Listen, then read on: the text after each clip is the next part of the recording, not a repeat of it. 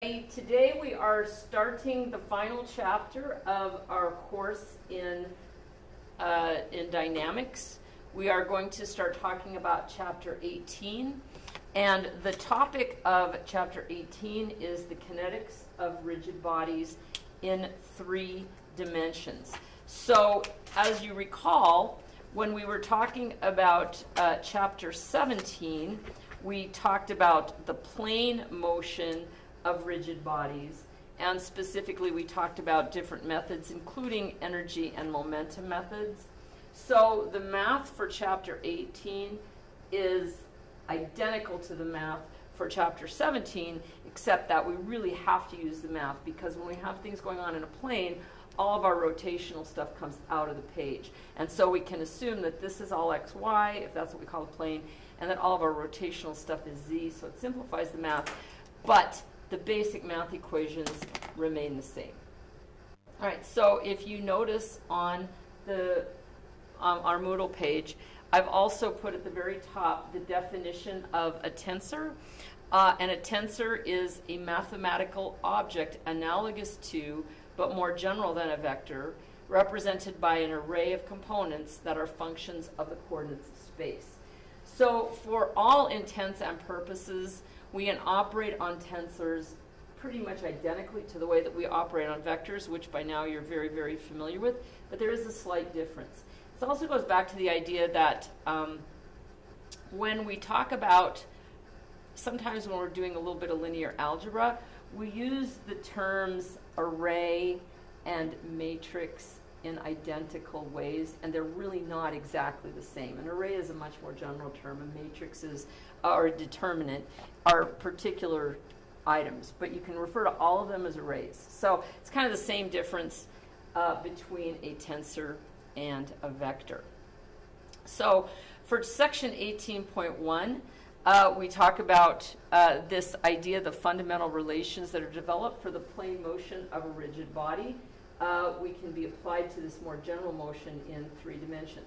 So we start with the same equations, Newton's second law of motion. The summation of the force vectors is equal to mass times the acceleration of the mass center of an object, and the summation of moments acting on the mass center is equal to the rate of change of angular momentum. It's just that we don't have the methods for simplifying these, or the avenues for simplifying them the way we did with plane motion. We really just have to stick to 3-dimensional vector stuff.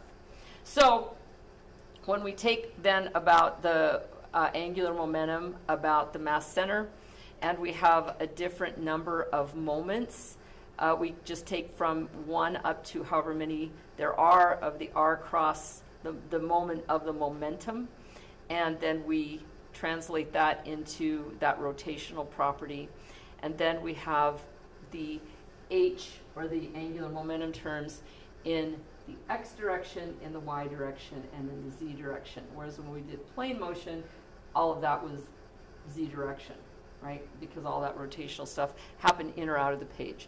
So right here we need to think about that idea of a angular speed in the x direction and the y direction and the z direction, and also the moments of inertia about the different axes and points. Okay, so those are the most general equations. So then we have a transformation of that omega vector into the angular momentum vector about the center. It's characterized by this inertia tensor, which is just what we talked about, an array of spatial quantities. So we have the moments of inertia about points and axes. And for the first row, which is my x stuff, I have x, y, and z in a diagonal. Everything else is about some sort of a plane, x, y, x, z, and so forth. But then if we talk about the principal axes, we can see that all of that axial stuff, or all the planar stuff, which looks as the new stuff that's introduced, falls out to 0 anyway. So we're back to directional axes, moments of inertia about axes once again. And then we can simplify the angular momentum equations to this set of axes, or this set of coordinates, into something that looks significantly familiar. Just like I said in the past, we had one dimension, we had one direction, now we have three directions. So the angular momentum, h sub g, Victor, is of a rigid body, and its angular velocity, omega, have the same direction if and only if omega is directed along a principal axis of inertia. Okay. So that's just basically saying what we've said, is that you can translate those axes, or you can just take into account the fact that we have three dimensions where all this stuff can occur instead of just the one. All right, so when we talk then about linear momentum, L, which is just m times v via the mass center, we can then add that to those ideas of the equation, and then we can talk about the idea then that, just as in the past, that the angular momentum about some point O is going to equal those moment of momentum vectors of the mass center plus the angular momentum of the mass center. So what you're probably seeing now is that everything looks exactly the same. It's just that the strategy is no longer going to be to look for things to dump out of the equation, because pretty much everything will stay in the equations. Or has the potential. I shouldn't say it will, it just has the potential to stay in the equation. All right, so then the angular momentum of a body constrained to rotate about a fixed point. This is that whole idea of, like, in two dimensions, we had something acting under a central force, like a satellite orbiting a body, only now we do have some point 0 or O, but everything can be rotating in more than a plane, so it can be kind of making odd motions. So we have to extend that conversation once again to what happens when we have those three dimensions. All right. So then, basically, you'll notice this looks exactly the same. The system momenta at time 1 plus those impulse FDT quantities that are acting on the body is equal to the system momenta at time 2. So this is exactly what we've been doing since we had particles, and we translated up to 2 dimensions, rigid bodies, and now we're looking at 3-dimensional rigid bodies. And on Earth, we can't go any further than this. There may be more dimensions in outer space that physicists worry about, but with engineers, we're just 3 dimensions is all we have to deal with. So you've sort of reached the ultimate expression of these equations. Okay, same thing for kinetic energy, just that if you recall, kinetic energy is a quantity and not a vector. So we lose some of the complexity when we start talking about energy and quantities. Instead, we just have to define what that velocity is of the mass center, and of course that's going to have 3 components. Okay, so then, as it says at the bottom, with these results, the principle of work and energy and conservation of energy can be applied to the three-dimensional motion of a rigid body. So this is the most general statement of kinetic energy available to us in 3 space. Okay, and so then if it's rotating with a fixed point, we can simplify it a little bit. And if the axes of our coordinate system correspond with the axes of the fixed, if the fixed coordinate system correspond with the axes of the coordinate system of translation, it simplifies a little bit at that point as well. All right, so then let's just look at one sample problem. We have this rectangular plate. Now in the past, when we've had rectangular plates that are suspended, we pushed on it, or our momenta or our impulse forces were planar so that we knew that the rotation was coming out of the page. Here we see that we have an impulse that is acting at some oblique angle to the page. So the solution is going to look exactly the same, except we just have to keep our vectors in 3 space. All right, so after the impact, determine the velocity of the mass center, angular velocity of the plate. So the solution steps are going to be the same without the simplifications. Apply the principle of impulse or momentum.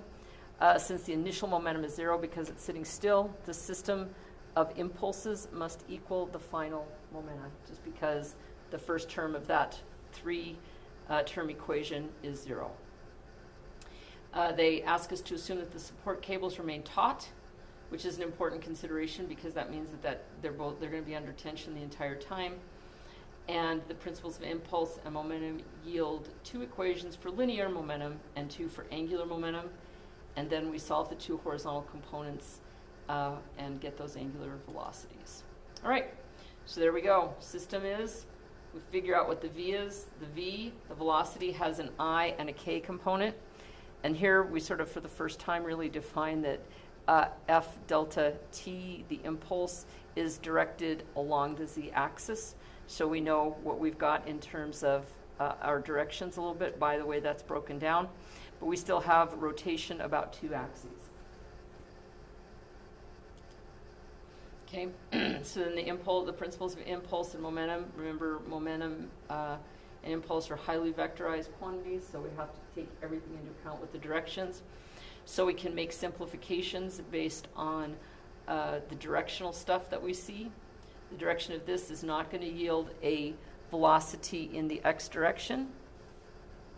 So we can simplify that. It will definitely yield the z directional stuff, and we can solve for the rest of it using the geometry of the plate, the ideas of linear momentum, and the ideas of angular momentum. Okay? And they keep everything completely general. We don't really use a lot of numbers. They just hang on to these literal equations just to give you the most general results. So what that really means is this is kind of a good template for solving this kind of a problem. Okay? All right. I guess we can do one more since we have a few more minutes. But we have a homogeneous disk, and there will actually be, I think there's a really good homework problem that looks like this. We have it, it has a mass of m, and it's mounted on this axle, OG. So we have some definition of direction at this point, but the disk rotates counterclockwise at a rate omega 1 about OG. Okay? And then we want to determine the angular velocity of disk, angular momentum, kinetic energy, the vector, and couple at G. All right, so we have it rotating. If this doesn't pivot, then we have a pretty fixed direction of what's going on, don't we? Okay, so if we do that, we can just take into account what's going on in terms of our omegas and our velocities, and we can come up with an expression for omega in terms of an I component and a J component. Okay, same with the angular momentum about the center. And then, of course, we can drop some of the vector stuff and come up with an expression for kinetic energy. All right. So as you can see, the discussion of this is really built on, there's nothing new introduced in this chapter. It's just the rigorous nature of the math when we extend our directional discussion. Okay? And I think we'll pause at that point. I came way down here for some reason. There we go. That's better. Okay. So at this point, do you guys have any questions? Just anxious for a couple of homework problems to get you started. All right. So I will. I'll just assign 2 homework problems. I'll have them written up. Then when we come back, we're going to cover section 18.2 in the same kind of a brief discussion, and same kind of discussion built on the knowledge that we have from plane motion and those physical principles. And then we'll finish off on Wednesday with section 18.3. And then we have a whole other week off for Thanksgiving.